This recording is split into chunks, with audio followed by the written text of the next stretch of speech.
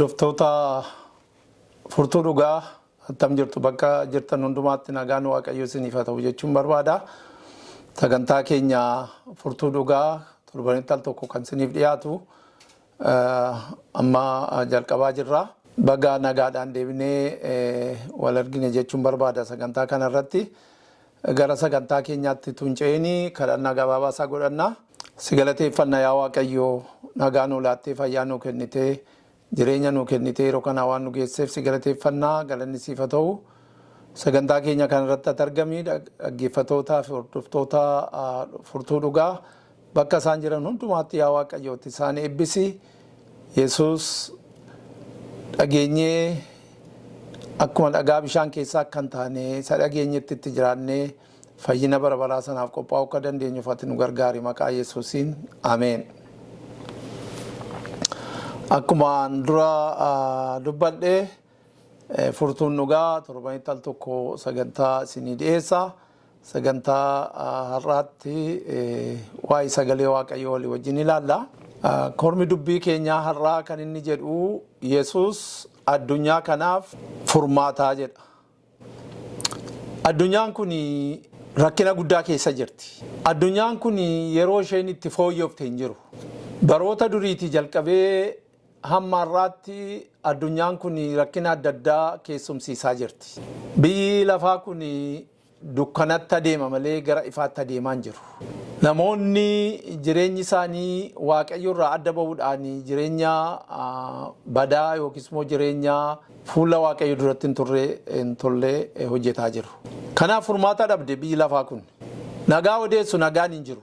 Iddoo adda addaatti addunyaa kanarratti warri gurguddoonni biyya lafaa kana geggeessanii nagaa buusuudhaaf waan baay'ee dubbatu. Nagaa immoo isaanumatu booressa. Meeshaa lolaa kan hojjetu isaani. Lola kan kaasu isaani. Kanaaf addunyaan kun maal fakkaatti? Eenyu addunyaa kanaaf furmaata akka ta'uu kan danda'u? Waaqayyo gooftaan addunyaa kanaaf furmaata jedhee kan inni kaa'e gooftaa keenya Yesuus Kiristoos gara biyya lafaa kanaa akka inni dhufe. Karaa isaa duwwaa fayyinni akka ta'u kan biraadhaan fayyinni akka hin jirre macaafni qulqulluun gaarii godhee nutti dubbata. Kanaaf furmaanni Yesuus addunyaa kanaaf furmaata. Ermiyaas boqonnaa 31 lakkoofsa 25 irraa akkana jedha. Ani warra dheebotan nan obaasa, warra beela'anis nan quubsa jedha. Iddoo kanatti kan nuyi ilaallu macaafni qulqulluun kan inni itti dubbataa jiru waa'ee dheebuu bishaanii fi waa'ee dheebuu beela biddeenii miti kan inni itti dubbataa jiru. Kan inni itti dubbataa jiru warri dhugaa barbaadanii dhugaa dhabanii, warri qajeelummaa barbaadanii qajeelummaa dhabanii biyya lafaa kana gubbaa guutanii jiru. Kanaaf furmaati biyya lafaa kanarraa hin jiru jechuudha. Faaruu tokko jira. Faaruu Yesuus addunyaa kanaaf furmaata kan jedhu. Namicha Andree Kroch kan jedhamu kan barreeffame akkana jedha. Yesuus addunyaa kanaaf furmaata har'aa isaan ol hin jiru kan biraan Yesuus karaadha. Yesuus addunyaa kanaaf furmaata har'aa isaa ol hin jiru kan biraan Yesuus karaadha. Sammuu kee keessatti yoo gaaffii qabaatte, yoo abdii kutannaan baay'atee nagaa yoo si dhabsiise, wantoonni darban sammuutti si dhufanii yoo si yaaddessan, kan an kana mirkaneeffadheera kanas beeka Yesuus karaadha. Tulloonni ati ol ba'uu hin danda'u jettee yaaddu akka jiran nan beeka. Samiin dukkanaa'ee aduun naan baatu jettee akka ati yaaddus nan beeka. Garuu waan tokko sitti himaa, sagaleen Waaqayyoo dhugaadha. Anis sitti himaa waan si abdachiise Waaqayyoo si raawwata. Yesuus addunyaa kanaaf furmaata har'a Yesuus isaa ol hin jiru kan biraan Yesuus karaadha. Yesuus addunyaa kanaaf furmaata har'a isaa ol hin jiru kan biraa Yesuus karaadha kan jedhu. Kuni Yesuus olitti kan biraan addunyaa kanaaf furmaata kan ta'e karaa kan ta'e akka hin jirretti nu hubachiisa. Addunyaan rakkinaan baay'ee guute keessa akka jiraannu rakkina walirraa hin cinnee fi yeroo hundumaa sammuu namaa kan diigu addunyaan kun keessumsiisaa akka isheen jirtu. Guyyaatti gara guyyaatti waan haaraa fi waan sammuu namaa jeequ kan nuyi dhageenyu. Addunyaan kun badiirraa gara badiisa ishee isaa dhumaatti adeemaa jirti. Dhukkubni maqaan isaa hin beekamne, lolliif oduun lolaa, beelli abdii kan hin qabne, abiddi caakkaa, boora'uun qilleensaa, raafamuun lafaa, dubbii hamaan fi lolaan abiddi hamaanii fi lolaan bishaanii addunyaa kana jeeqaa akka isaan jiranitti ilaalla. Wanti nu ilaallu, wanti nu dhageenyu yeroo hundumaa kana fakkaata. Yohaannis boqonnaa 14 lakkoofsa 1-3 Yesuus akkana jedha. Yesuus itti fufee bartoota isaatiin garaan keessan hin raafamin. Waaqayyotti amanaa, anattis amanaa. Mana abbaa koo keessa iddoon jireenyaa baay'eetu jira. Otuu inni hin jiru ta'ee isinitti himan ture. Iddoo jiru sana isiniif qopheessuudhaaf nan dhaqaa. Yommuun dhaqee iddoo isinii qopheessus iddoo man jiru isinis akka jiraataniif deebi'ee dhufeetan gara ofii kootitti isin fudhadha jedha. Abdii guddaadha kun. Gooftaan keenya Yesuus Kiristoos biyya lafaa kana keessatti gammachuu argattu, biyya lafaa kana keessatti akka barbaadan akkasin jiraatan godhan jedhe. Lafan jiru akkasin jiraatan barbaada jedhe. Yesuus gara isaaniitti deebi'ee dubbate gooftummaan hundinuu waaqarraas lafarraas naa kenname jedha Maatiyos 28:18 irraa. Kanaaf Yesuus furmaata. Ardii kanaaf furmaata akka inni ta'uuf Waaqayyo dabarsee isa akka inni kennete ilaalla. Yesuus cubbuu keenyaaf furmaata. Gooftaan Yesuus Kiristoos utuu ardii yookiis biyya lafaa kana irratti hin dhalatin dura ergamaan Waaqayyoo Yoosefitti dubbatee ture. Inni dhalachuuf jiru kun maaliif akka inni dhufee dhalachuu isaa nu hubachiisa. Maatiyos boqonnaa 1:21 irraa kana isheen ilma hin deessi, atis maqaa isaa Yesuus jettee hin moggaafta. Inni ofii isaatii saba isaa cubbuu isaaniitti isaaniin hin fayyisaa jedha. Kanaaf Yesuus cubbuudhaaf furmaata. Cubbuu namootaa kan baate isa. Yohaannis boqonnaa 1:29 irraa ilaa hoolaa Waaqayyoo cubbuu namoota hundumaa kan baatu jedha. Kanaaf cubbuu kootiif cubbuu keessaniif gooftaan keenya Yesuus Kiristoos furmaata akka inni ta'eetiin nutti dubbata iddoo kanatti. Phexros 2:24 nuyi cubbuu jala duunee qajeelinaaf akka jiraannuuf inni ofii isaatii cubbuu keenya dhagna isaatti baate fannootti ol ba'e jedha. Nuyi maal akka taanuufi nuyi cubbuu keenya irraa akka furamnuuf. Isaayyaas 53:5 irraa inni garuu balleessaa keenyaaf hin waraaname sababii yakka keenyaatiifis reebame jedha macaafni qulqulluun. Kan biraan qabu gooftaan keenya Yesuus Kiristoos kan inni reebameef kan inni caccabeef cubbuu keenya nuu dhiisuuf. Yesuus irra daddarbaa keenyaaf du'atti dabarfamee kenname qajeelummaa akka argannuufis du'aa kaafame jedha. Phaawulos Roomee boqonnaa 4:25 irraati. Kanaaf Kan jaallatamtan hordoftoota keenyaa rakkinaa fi dhibee cubbuutiif fallisaa Yesuus bira jira. Inni cubbuu namoota hundumaa dhiisuuf aangoo fi dandeettii qaba. Yoo cubbuu dhoksaa qabaanne Yesuusitti hime. Dhoksaa keessan isatti mul'isaa. Isa biratti cubbuun dhiifamne hin jiru. Hojii ergamootaa boqonnaa 3:9 egaa yaada garaa keessanii geddaradhaa inni cubbuu keessan akka isiniif haa ta'uuf gara Waaqayyottis deebi'aa jedha. Kanaaf cubbuudhaaf furmaata. Inni lammaffaan Yesuus dhukkuba hundumaaf furmaata. Kitaabni qulqulluun Yesuus dhukkuba hundumaa qoricha yookiis daawwaa fayyinaa akka ta'e ifatti nutti dubbata. Mee fakkeenya muraasa hin ilaalla.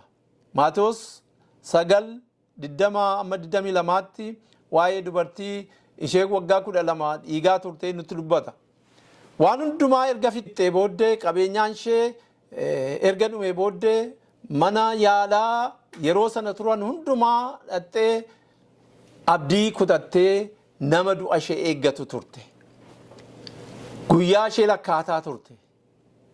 Ardii kanarraa kan ishee fayyisu daawwaan yookiis qorichi akka hin turre hubattee du'a ishee duwwaa eeggataa turte. Haa ta'u iyyuu malee gaaf tokko gara gurra isheetiitti kan dhufe oduu Yesuus Kiristoos karaa sana akka inni darbu dhageesse. Dubartiin kun isa dhumaa carraa isa dhumaan yaaluudhaaf gara sana dhatte. Sana dura garuu Yesuus fayyisaa akka inni ta'e dhukkuba namoota adda addaa fayyisaa akka inni ture dhageesseetti. Garuu immoo Yesuus har'a karaa sanarra darba. Hiree kana of dabarsuu hin barbaanne. Hiree kanatti dhimma baate. Macaafni qulqulluun akka nuti dubbatu hundumti keenya akka beennu dubartiin kun amantiidhaan gara Yesuusin natte. Yesuusin arguu utuu hin ta'in, Yesuusin qaqqabachuu utuu hin ta'in caafii yookiis immoo handaara wayyaa isaatii yoon tuqellee nan fayya kan jedhu amantiidhaan natte. Waaqayyo isheen qaanessine. Waaqayyo waaqa nama qaanessu miti. Yesuus nama hin qaanessine. Garaa ishee guutuudhaan amante fayyinni ishee yeroo sanatti akka deebi'u macaafni qulqulluun nutti dubbata. Akkuma isheen jette battaluma sanatti dhiigni ishee hin dhaabate jedha macaafni qulqulluun. Waggaa 12 guutuudhaaf namni dhiigaa ture. Karaa isheen irra deemturra namoonni kan hin adeemne. Namni galagalee waa'ee dubartii kanaa kan hin yaadne abdii kutattee du'a ishee duwwaa kan eeggattu Waaqayyo deebii ta'eef furmaata dhukkuba isheetii akka inni ta'etti ilaalla. Yohaannis boqonnaa 5:1-10 yoo ilaalle waa'ee nama waggaa 38 dhukkubsateeti kan nu ilaallu. Namni kun nama du'aaf qophaa'e, nama guyyaa isaa lakkaatu bishaan bira ciisee waggaa 38 kan dhukkubsate. Battalatti Kiristoos dhufee siree kee baadhadhu ka'ii muu jedhetti macaafni qulqulluun akkuma dubbatu qaamni isaa deebi'ee akka mucaa dhalattu ta'e jedha. Siree isaa baadhatee utaalaa gara mana isaatiitti akka inni galeetti nutti hima. Kanaaf firoota koo namni gara Kiristoos dhufee hiikaa jireenyaa utuu hin argatin kan deebi'ee hin jiru. Yesuus jaarraa tokkoffaa keessatti furmaata warra dhukkubsatanii warra cubbuu qabanii ture. Ergasiis furmaata ture. Jaarraa 21ffaa har'as Kiristoos furmaata.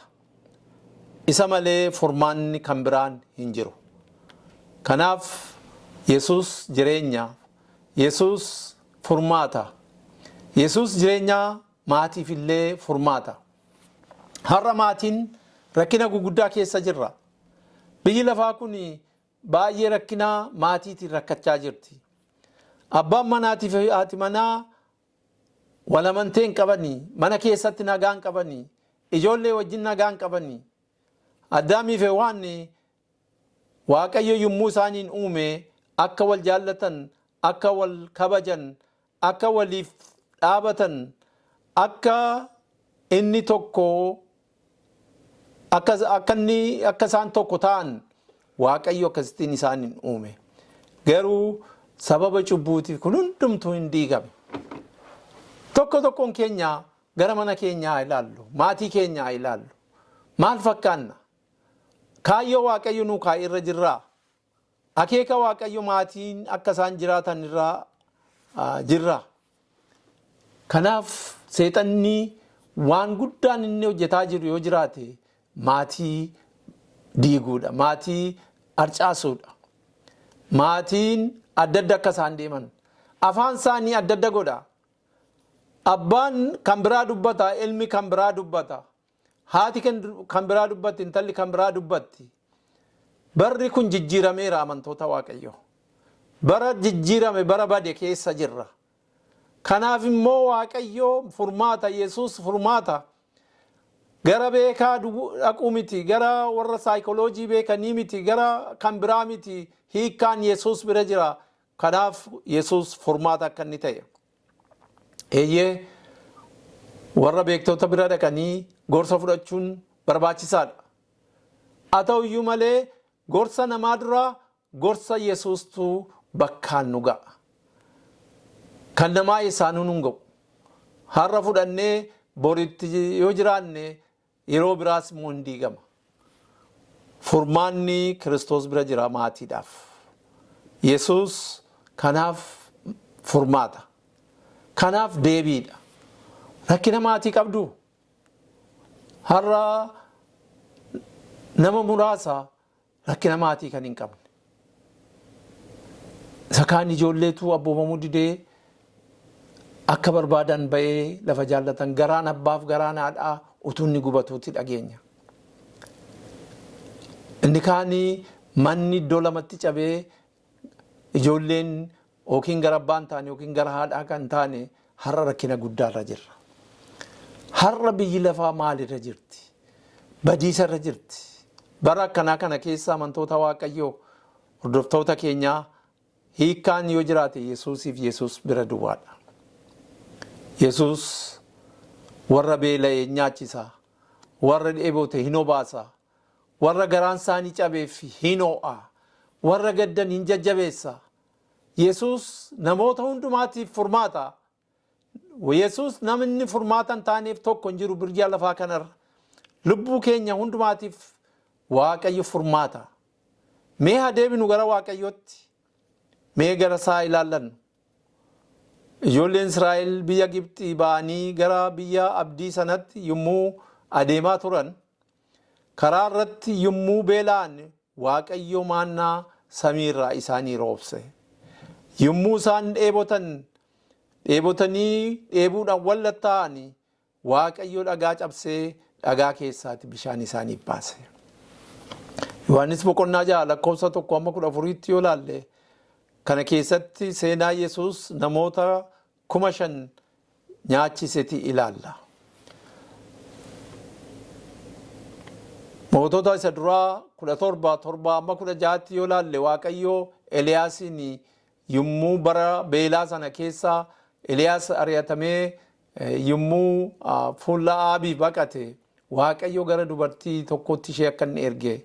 Dubartiin suni waan nyaattee waan dhuddee jiraatu tun ta'in waan nyaattee ishee fi ilmi ishee tokkichi waan nyaatanii du'uudhaaf qophaa'anitti ilaalla seenaa sana keessatti. Hubadhaa namni nyaatee jiraachuudhaaf isheen garuu isa dhumaa nyaattee du'uudhaaf kan qophoofte turte. Sababni isaa beelli hammaatee namni waan nyaatu waan dhugu waan dhabeef beelaan wallattaa'eera. Waaqayyo Eliyaasiin itti erge. Eliyaasiin waan Waaqayyo jedhe waan Eliyaas Waaqayyo karaa Eliyaasitti dubbate mushee raawwattee jettu manni ishee eebbaan akka inni guute ilaalla. Kanaaf furmaata ture yeroo sana. Baroota keessatti Yesuus furmaata. Har'as anaaf isiniifis furmaata. Isa malee karaan hin jiru. Faarfannaa baay'een keenya beenna taatarii faarfannaa Yesuusitti himi kan jedhu. Yoo dadhabdee jireenyi yoo sitti cime Yesuusitti himi, Yesuusitti himi. Gammachuu dhabdee gaddi yoo si qabate garuu Yesuusitti himi. Yesuusitti himi, Yesuusitti himi. Michuu gaarii sanatti michuu akkasii hin argattuuti. Kanaaf Yesuusitti himi. Gaddi sitti dhufee yoo si boosise Yesuusitti himi. Gammachuunis yoo sirraa fagaate garuu Yesuusitti himi. Michuu gaarii sanatti michuu akkasii hin argattu. Kanaaf Yesuusitti himi. Bitaa fi mirgaan gaddi yoo si qaqqabe Yesuusitti himi. Dhoksaa cubbuu namummaa kee keessaa garuu Yesuusitti himi.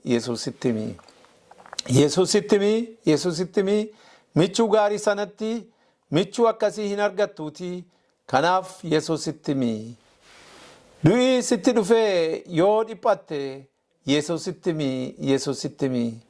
Waan bor ta'uuf hin yaadda'inii garuu Yesuusitti himi. Michuu gaarii sanatti michuu akkasii hin argattuuti. Kanaaf Yesuusitti himi.